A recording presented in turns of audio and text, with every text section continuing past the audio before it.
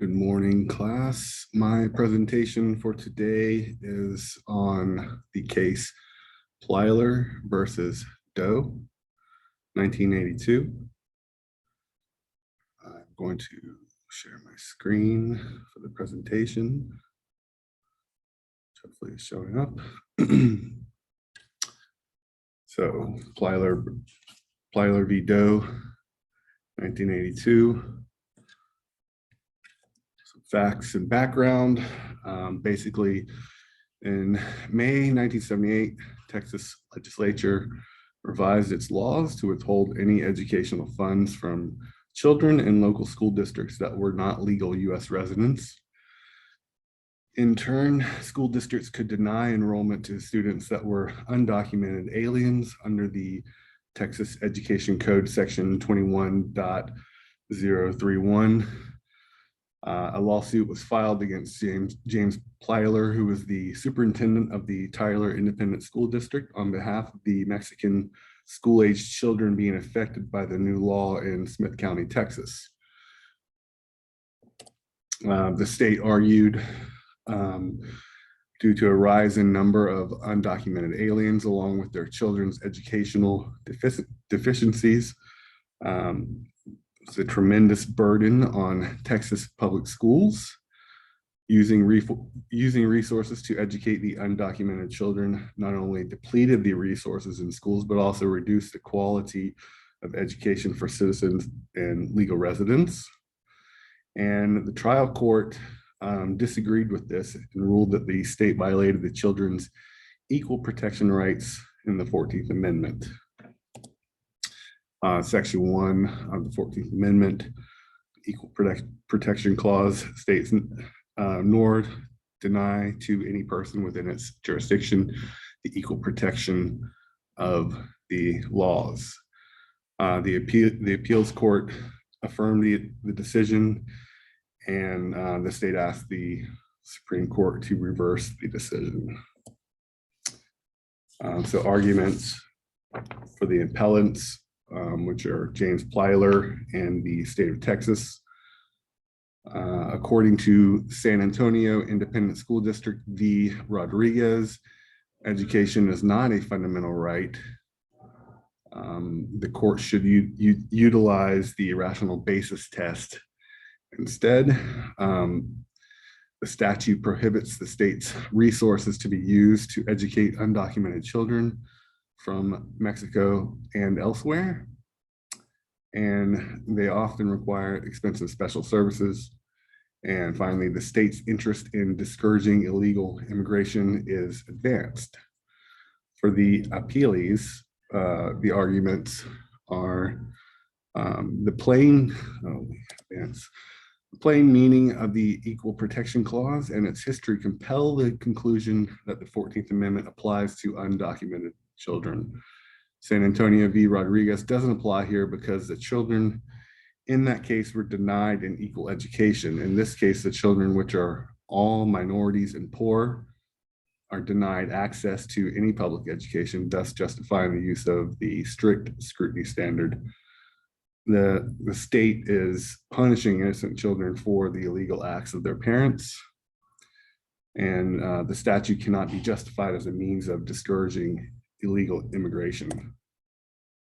So the legal question here is, did Texas violate the Equal Protection Clause of the 14th Amendment when it revised its law to prohibit educational funds to local school districts and bar the children of undocumented aliens from attending public schools? In a 5-4 decision ruling, the court said yes, with the majority being Justice Brennan, Marshall, Blackmun, Powell, and Stevens, and the dissenters, Chief Justice Berger, Justice White, Justice Rehnquist, and Justice O'Connor.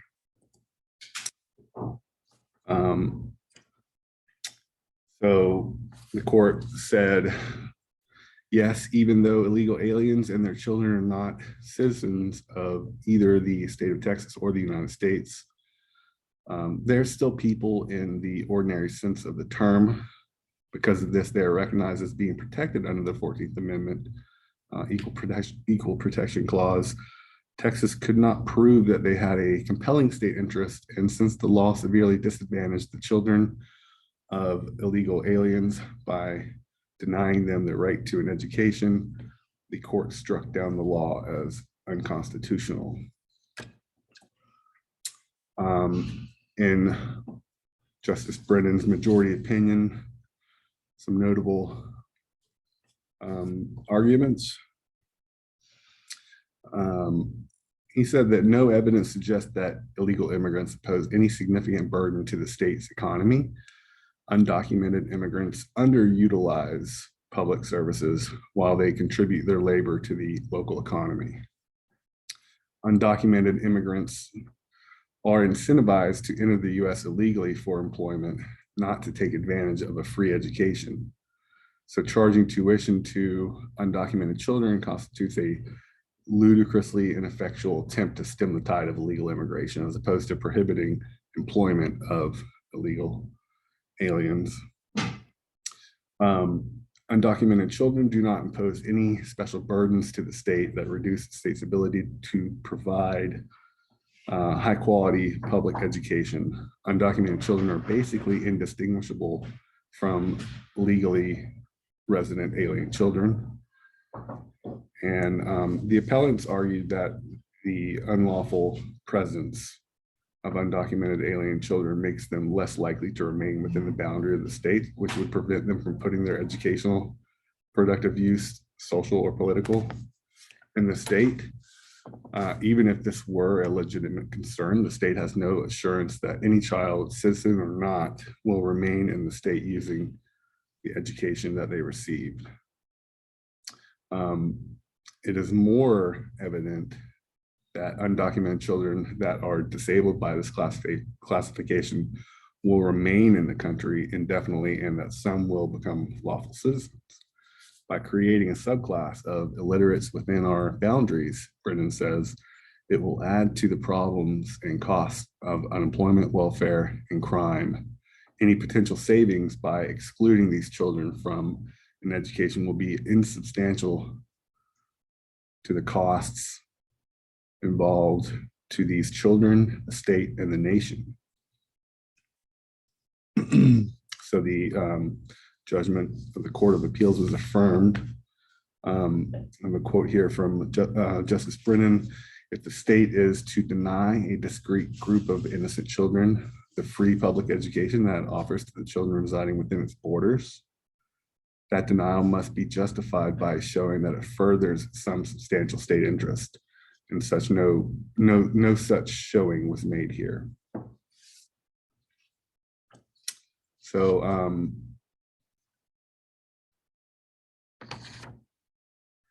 for the dissenters, Chief Justice Berger, he's joined with Justices White, Rehnquist, and O'Connor. Chief Justice Berger agreed that depriving children, including illegal aliens, of a basic elementary education would be wrong for an enlightened society such as ours to tolerate the creation of a segment of society that is illiterate with a limited, quote unquote, limited or no command of our language. However, allowing the court to set the nation's social policy is trespassing on the assigned function of the political branches under our structure of limited and separated powers when we assume a policy making role. The Constitution does not provide a cure for every social ill, nor is it the responsibility of judges to try to remedy every social problem. By the court rushing in to remedy what it perceives as failings of the political processes, it deprives those processes with the opportunity to function. This contributes to the weakening of those political institutions when they are not allowed to exercise their constitutionally allocated powers and responsibilities.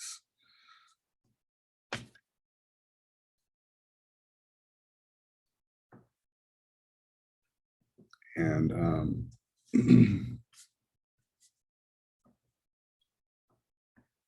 while the quote here from is a quote here from Chief Justice Berger.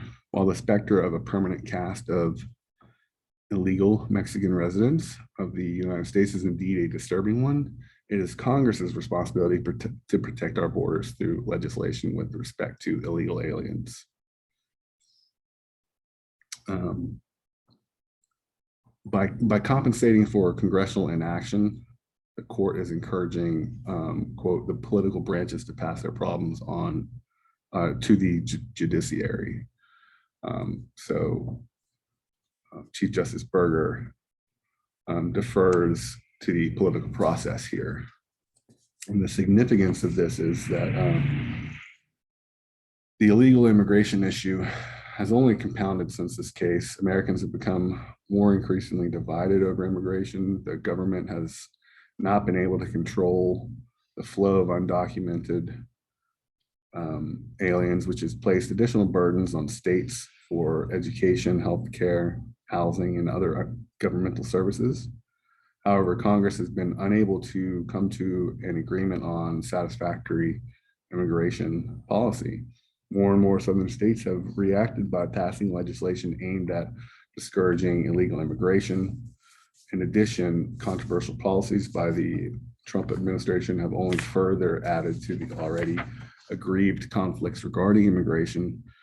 This has led to a significant rise in lawsuits challenging the constitutionality of these policies and state laws.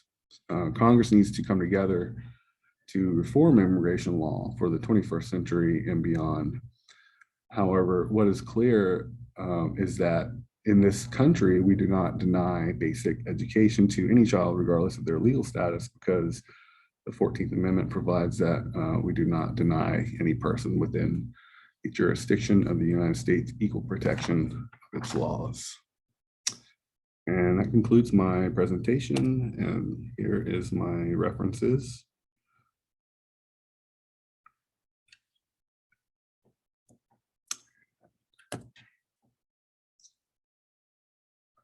Thank you very much.